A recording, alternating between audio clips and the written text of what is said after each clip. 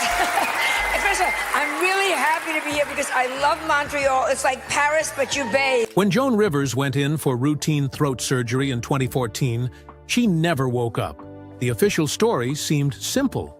But 11 years later, the pieces finally came together. Melissa's lawsuit revealed doctors took selfies with her unconscious mother. They performed procedures Joan never agreed to. They didn't even record her weight. But here's what nobody talks about. Joan had attempted suicide twice before, and Melissa kept that secret for years. She also revealed the plastic surgery number was a lie. Today, we're uncovering what Melissa finally admitted. Joan Alexandra Malinsky was born on June 8, 1933, right in the heart of Brooklyn's Crown Heights, on New York Avenue. Her father, Dr. Meyer Malinsky, was a physician with a knack for impersonations, and her mother, Beatrice, a librarian with a fear of poverty that never left her. Beatrice's constant pressure for financial success created a home full of ambition, but also anxiety. Joan grew up in a neighborhood where kids rode bikes safely, and neighbors knew each other by name. But inside her home, expectations were tight, and fear of failure was always just around the corner. At just 8 years old, Joan invented an alter ego she named J. Sandra Meredith. She stood in front of her bedroom mirror and imagined herself as glamorous, polished, and elegant, everything her mother dreamed she would become. These childhood performances were more than play. They were rehearsals for survival. Joan used them to escape her insecurities and poverty-shadowed household, planting early seeds of performance as transformation. Her early education at the Ethical Culture School and later Adelphi Academy revealed her love for theater. She was performing in school productions before she turned 17, already vice president of the Dramatic Club by 1949. Yet, despite all this passion and talent, Joan wrestled with deep insecurity. She struggled with her weight, feeling constantly out of place. And these body issues stayed with her for life. They shaped her humor, became part of her material, and turned her pain into punchlines. When her family moved to Larchmont, a more affluent and non-Jewish suburb, Joan faced relentless bullying. Her accent, her looks, and her Jewish identity made her a target. The exclusion she felt cut deep, and she learned fast that humor could be her shield. She fought back with words, beat others to the punch with wit, and began building the sharp, fearless, comedic voice that would define her. In 1951, Joan graduated from Adelphi Academy and went on to Connecticut College for Women before transferring to Barnard College. She graduated in 1954 with a degree in English literature. Although she often claimed honors like Phi Beta Kappa and Summa Cum Laude, those accolades weren't real, just part of the persona building she would perfect over the years. After college, she took whatever jobs she could find: tour guide at Rockefeller Center, fashion consultant at Bond clothing stores, proofreader at an ad agency. None were glamorous. Each paid just enough to scrape by. At Bond's, she met James Sanger. He seemed like the kind of man her parents would approve of. They married in 1955, but the marriage collapsed within 6 months when Joan discovered he didn't want children. The annulment devastated her parents, but it pushed Joan further toward the stage. She realized she wanted more than security. She wanted to perform. In 1959, she took the name Joan Rivers and started performing in Greenwich Village clubs. Her routines didn't land. Crowds heckled. Agents dismissed her. Irvin Arthur told her she was too old, too seen, and that if she were going to make it, she would have by now. But she kept showing up, often eating cheap meals with fellow unknowns like Woody Allen and George Carlin. She even acted alongside a young Barbra Streisand in a tiny off-Broadway play that lasted only 6 weeks. In 1961, she got an audition with Second City in Chicago. She wasn't ready. When they asked her to improvise, she panicked and threw an ashtray during the audition. But instead of rejection, she got a call the next day. They hired her. She cried with relief. At Second City, she created characters like Rita, channeling the sharp humor that would soon become her signature. She said later, she was born as a comedian on that stage. The real break came on February 17, 1965. After years of being rejected, Joan finally made it onto The Tonight Show with Johnny Carson. She had failed during the Jack Paar era and carried that shame for years. But that night, she was ready. Carson laughed hard. When he told her, "You're gonna be a star," everything changed. Bookings poured in. Her life shifted overnight. Around the same time, she took a gig writing for Topo Gigio, the mouse puppet on The Ed Sullivan Show. It paid $500 per sketch, and Joan jumped at it. She said she'd write for Hitler if it paid that much. It wasn't glamorous, but it opened doors. She moved from writing for puppets to comedians like Phyllis Diller and Bob Newhart. Her 1966 appearance on The Ed Sullivan Show happened by accident. Sullivan meant to say Johnny Rivers and blurted Joan Rivers instead. She was booked to fix the mistake. During this time, she started joking about plastic surgery, delivering lines like wanting fat sucked out and personality pumped in. NBC censors got nervous, but Carson loved it. At just 32, Joan had possibly already undergone her first eye lift.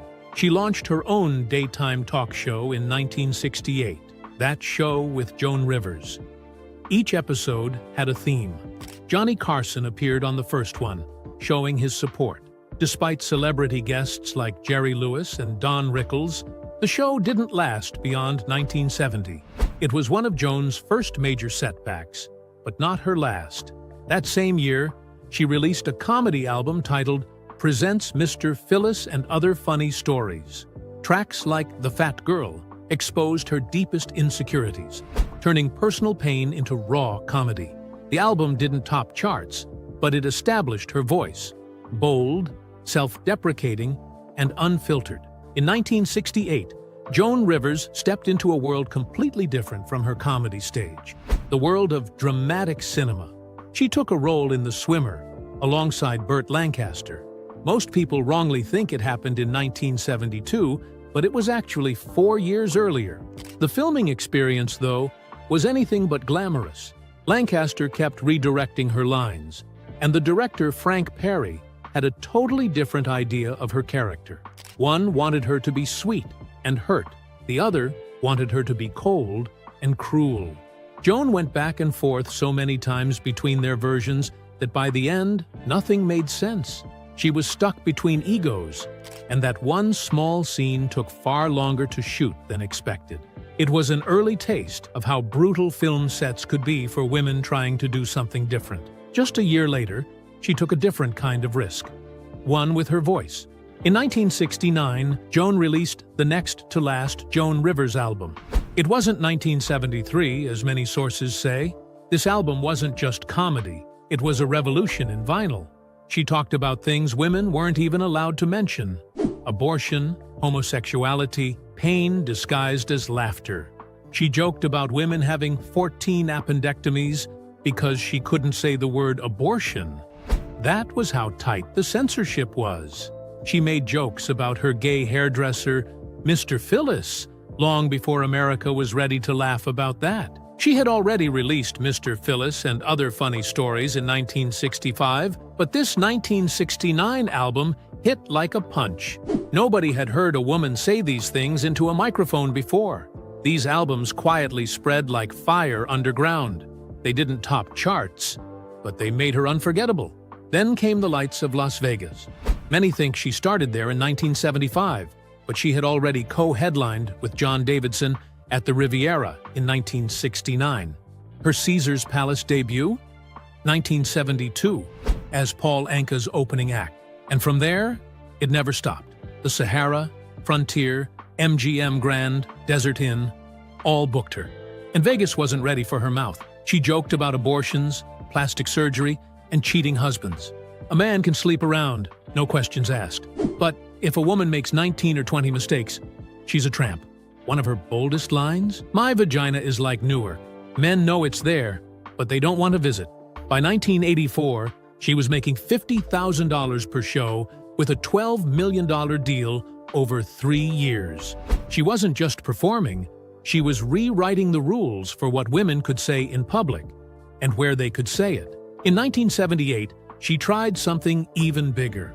Joan wrote and directed Rabbit Test, starring Billy Crystal as the world's first pregnant man.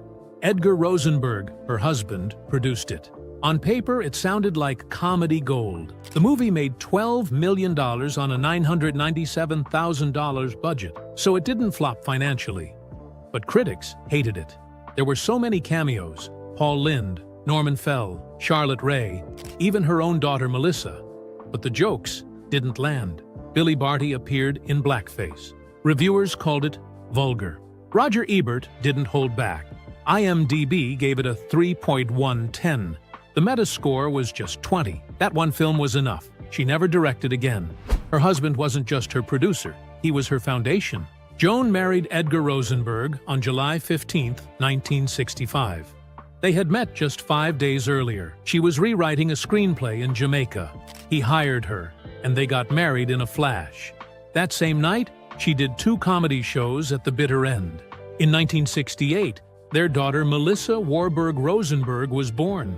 Joan walked onto the Ed Sullivan Show 8 months pregnant, at a time when she couldn't even say the word pregnant on television.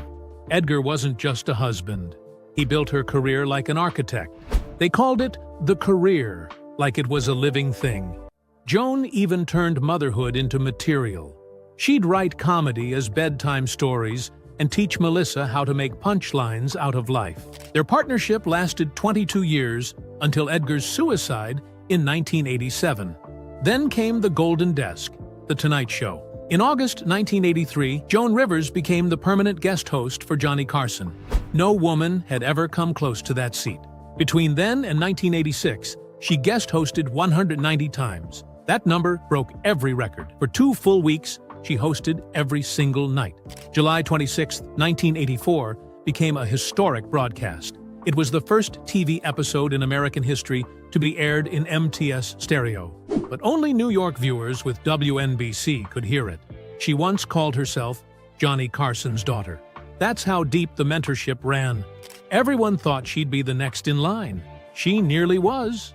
In 1983, Joan released What Becomes a Semi-Legend Most on Geffen Records. It reached number 22 on the Billboard 200. It got her a Grammy nomination for Best Comedy Album in 1984. But it also started a feud. Elizabeth Taylor became one of Joan's favorite targets. The weight jokes, the diet books, the constant commentary. Joan didn't hold back. Taylor clapped back in interviews, calling her a nasty woman. But Joan didn't stop. Her album also introduced the world to Heidi Abramowitz, her fictional character known for being promiscuous. It was comedy that pushed boundaries and burned bridges. In 1994, Joan finally chased her Broadway dream. She co-wrote and starred in Sally Marr and Her Escorts, a play about Lenny Bruce's mother. The play opened after 27 previews and ran for 50 performances. She got a Tony nomination for Best Actress. She was nominated for a Drama Desk Award too, but the run was short. Critics were mixed. Some thought she was using Bruce's tragedy for attention. The night reviewers came. Joan had taken prednisone and accidentally skipped entire scenes. That hurt the reviews. Still, she loved the play so much, she was buried with a copy of the script. If you've ever heard the phrase, "Who are you wearing?"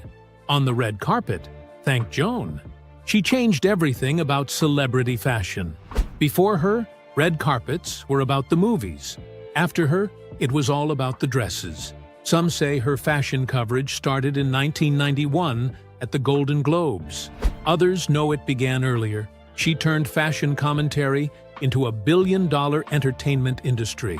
She called out designer knockoffs on live TV. She turned fashion police into must-watch television. She turned designers into celebrities and red carpet interviews into full-on events. And then there was her face. Joan was brutally honest about it. She said she'd had 739 cosmetic procedures, though Melissa said the real number was around 365.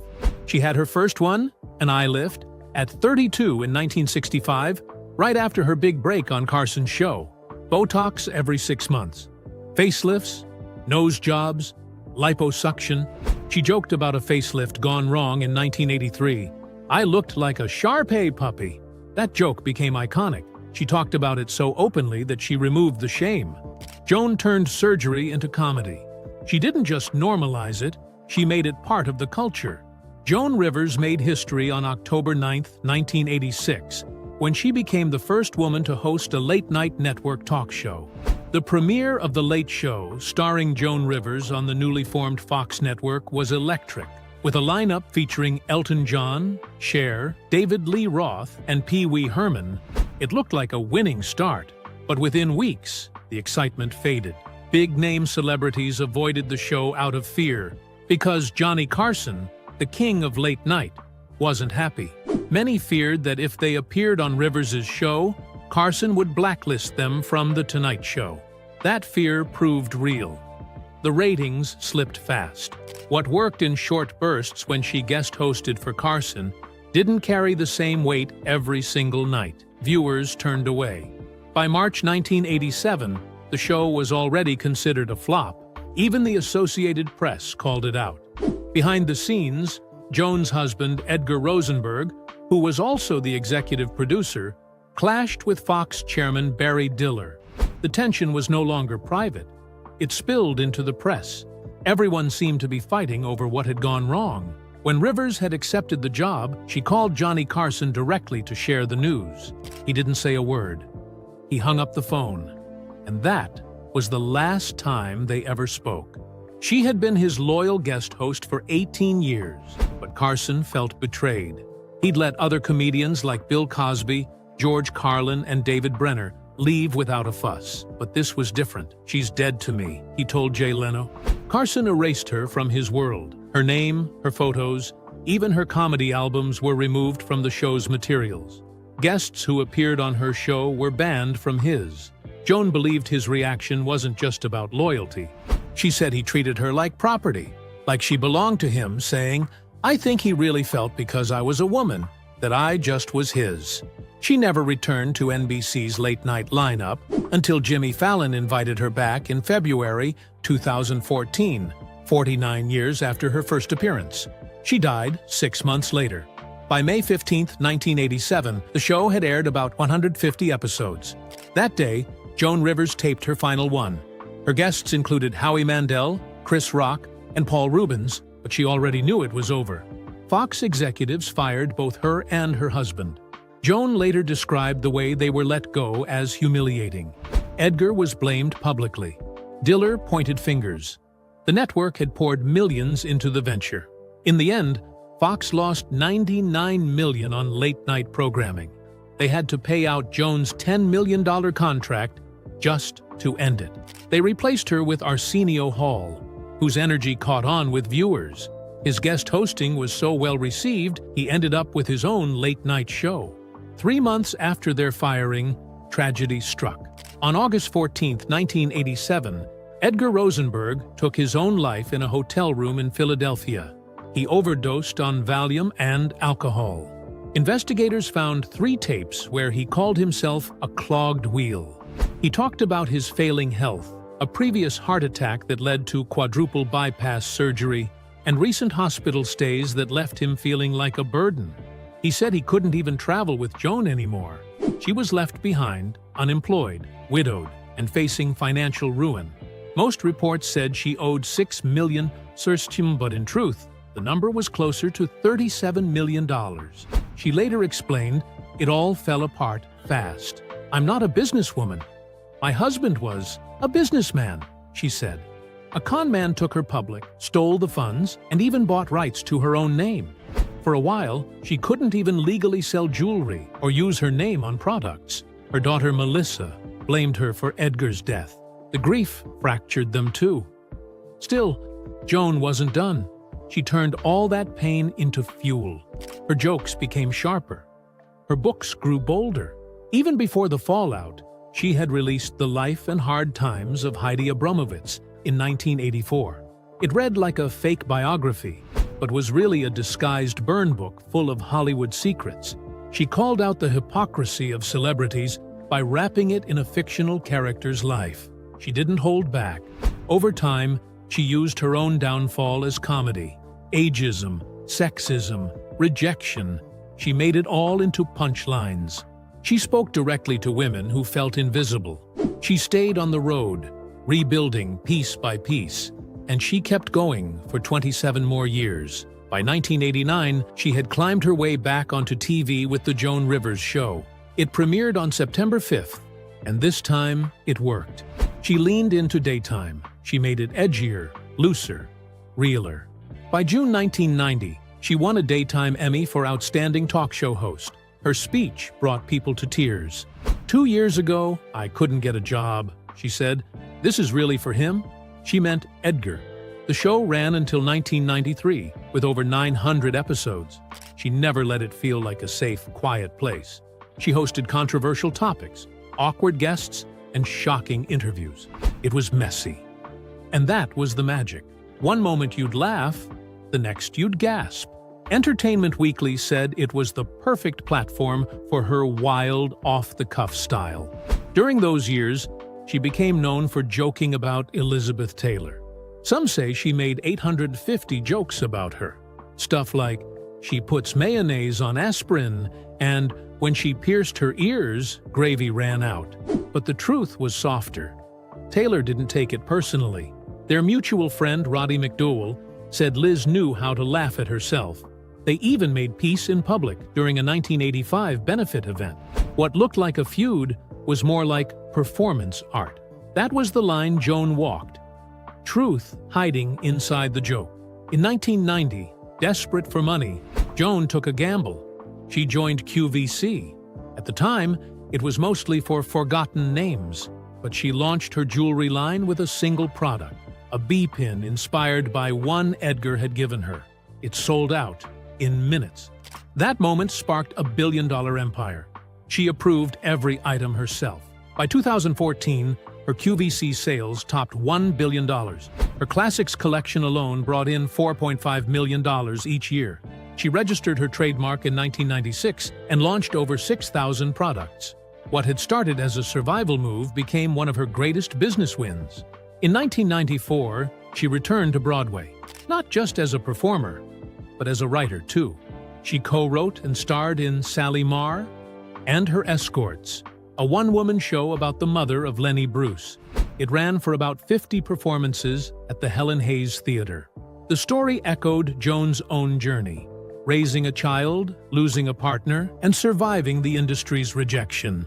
She was nominated for a Tony Award. Years later, when she died, she was buried with the script. That's how much it meant to her. There was some confusion later about the Tony Awards. Joan didn't host them in 1993. Liza Minnelli did, but Joan remained close with Liza, who had performed on her show before. Joan's actual Broadway success came a year later.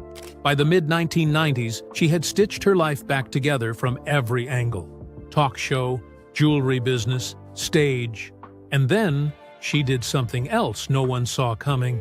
In 1995, something changed on the red carpet. It wasn't just about who was wearing what. It became about what Joan Rivers thought about it. She didn't just ask actresses who they were wearing. She told millions of viewers what she really thought. When Nicole Kidman wore that chartreuse Dior gown to the Oscars in 1997, Joan looked right into the camera, made a gagging sound, and said it was the ugliest dress she'd ever seen. It was brutal, but it was funny, and it made people watch. Celebrities stopped seeing the red carpet as a safe space. They started seeing it as a war zone. One wrong dress, and they'd be on Joan's list. By 1996, Live from the Red Carpet wasn't background noise, it was the show. Actresses hired stylists just to survive Joan Rivers, and she loved it. A few years later, Joan turned all that into a full-blown TV format. Fashion Police premiered in 2010, with Joan at the helm and a team of sharp-tongued co-hosts. It wasn't just about fashion anymore, it was entertainment. Segments like Bitch Stole My Look and Starlet or Streetwalker became viral hits. People tuned in religiously, sometimes just to hear Joan's next joke. She once compared a dress to a couch cushion and another to a broken umbrella. The show stretched to a full hour in 2012. Even after her death, the tribute episode in 2014 brought in 1.1 million viewers. That was E's best Friday in 2 years. Joan had turned fashion criticism into primetime spectacle. But fashion TV wasn't the only empire she built. She sold over $1 billion in products on QVC. She wasn't just endorsing items, she designed them. In 2013 alone, she sold 1.2 million units. And on a single day, November 19, 2012, she sold 88,000 lavish luxury sequin scarves. That day alone made QVC history. Her appearances were booked months in advance. She had dates lined up for September 12th and 26th in 2014, but she never made them. She died on September 4th. Yet, even after her passing, her brand survived. Few celebrity lines do. Hers still does. And it wasn't just luck. It was work. Years of work. When she joined The Celebrity Apprentice in 2009, many didn't expect her to go far. She was 75. But she outlasted everyone. She beat Khloe Kardashian, Dennis Rodman, and even poker pro Annie Duke. Annie raised more money in the final task, $465,725 versus Joan's $150,830, but Joan won anyway. Trump said she nailed the guest experience, the product placement, and the celebrity turnout. She earned $250,000 for her charity, and in total raised over $526,000 that season. The boardroom arguments between her and Annie were vicious. Joan called Annie a two-faced person. Annie called Joan a cancer. And America couldn't stop watching. Plastic surgery was never a secret for Joan. She didn't hide it. She owned it. She claimed she'd had 739 procedures. That number raised eyebrows, literally and figuratively. Doctors doubted it was physically possible. Even if she had 10 operations a year, it wouldn't add up. But Joan didn't care. She wrote about it in her 2012 book, I Hate Everyone, starting with me. She joked that surgery was like a gym membership. You keep going, even if nothing changes. She got Botox multiple times a year, and fillers when needed. Other celebrities denied it. Joan laughed about it. It became part of her identity. Reality TV came calling. Joan and Melissa. Joan Knows Best aired on WE-TV starting January 25, 2011. It ran for 4 seasons. The cameras followed Joan as she moved in with Melissa, bickered with her, and, most memorably, chased more surgery. In one episode, she begged 3 different Beverly Hills doctors for arm lifts. They all refused. One said, "For your age, you're perfect." Joan replied, "I'll find someone in a van." That episode aired January 24, 2012. Viewers laughed, but also gasped. At one point, the show hit 1.5 million viewers. Joan didn't just push boundaries, she erased them. She didn't spare politicians either. In 2013, on Letterman, she said Hillary Clinton needed a makeover and joked about her bangs saving money on Botox. Feminists were furious. Joan doubled down. On HuffPost Live, she said she'd fix Hillary's hair and still called Clinton one of the most amazing women in history. It was classic Rivers, compliment with one hand, roast with the other. The backlash didn't slow her down. It gave her more material. Then, in February 2015, 5 months after her death, Joan won a Grammy for Best Spoken Word Album. Diary of a Mad Diva was full of the usual Joan barbs, this time about death and aging. The irony wasn't lost on anyone. Melissa accepted the award, and people remembered that Joan had won her first Grammy back in 1984. 30 years apart, 2 Grammys, same sharp tongue. But Joan's legacy wasn't all glam and glitter. In 1987, she'd voiced a robot named Dot Matrix in Spaceballs, Mel Brooks's sci-fi parody. The character had a virgin alarm and Joan's signature sass. She kept referencing it years later, often tying it to her plastic surgeries. She called herself Cyborg Face and laughed at the comparison. Spaceballs became a cult classic, and even in 2025, with a sequel on the way, Dot Matrix won't be returning. Joan's voice can't be replaced. Twitter was another battlefield. She once joked about Pope Francis's white robes, saying he'd broken fashion rules by wearing white before Memorial Day. The Catholic world didn't laugh. When Adele won a Grammy in 2013, Joan mocked her weight on Letterman, even puffing her cheeks and spreading her arms. People booed. She didn't flinch. On HuffPost Live, she doubled down again. "She's fat," Joan said. Let's face it, it was cruel, but also textbook Joan. Go too far, then go further. In 2017, she was inducted into the Television Academy Hall of Fame, 3 years after her death. Melissa accepted the award, and people remembered that Joan was the first woman to host a late-night show in 1986. That alone had changed TV forever. Rolling Stone ranked her 6th on its list of the best stand-up comics of all time. Chris Hardwick called her an innovator. Chelsea Handler said she paved the way. Even Whoopi Goldberg nodded in respect. Her death, though, was tragic. She went in for a routine throat procedure at Yorkville Endoscopy in Manhattan on August 28, 2014. She never woke up. It turned out that the doctors had performed a procedure she hadn't consented to. One of them allegedly took selfies with her unconscious body. The clinic didn't record her weight. They ignored warnings. By the time someone called 911, it was too late. Joan was 81. Melissa filed a lawsuit and reached a settlement in 2016. It wasn't about money. It was about truth. In 2015, Melissa published The Book of Joan. It was raw. It revealed that Joan had attempted suicide twice. Once in the 1950s, after a breakup. Once in 1987, after her husband Edgar's suicide, when she lost her job, her contracts, and was blacklisted. She sat with a gun in her lap until her Yorkie, Spike, jumped on her and made her realize she had something left to live for. The book told the story behind the jokes. It showed how Joan turned pain into punchlines. Her will, filed in December 2014, listed a $150 million estate. Melissa got most of it, including a $35 million Manhattan apartment. Her grandson got a trust. So did her niece, nephew, and 5 staff members. Joan donated to God's Love We Deliver, Guide Dogs for the Blind, the Simon Wiesenthal Center, and others. Even in death, she gave. And in May 2025, NBC aired a tribute special, Joan Rivers, a dead funny all-star tribute. Tiffany Haddish rapped about her. Nikki Glaser roasted the room in Joan's style. Rachel Brosnahan, who based her marvelous Mrs. Maisel role on Joan, delivered 60 seconds of rapid-fire one-liners. Melissa sat front row. 11 years had passed, but the laughter still echoed.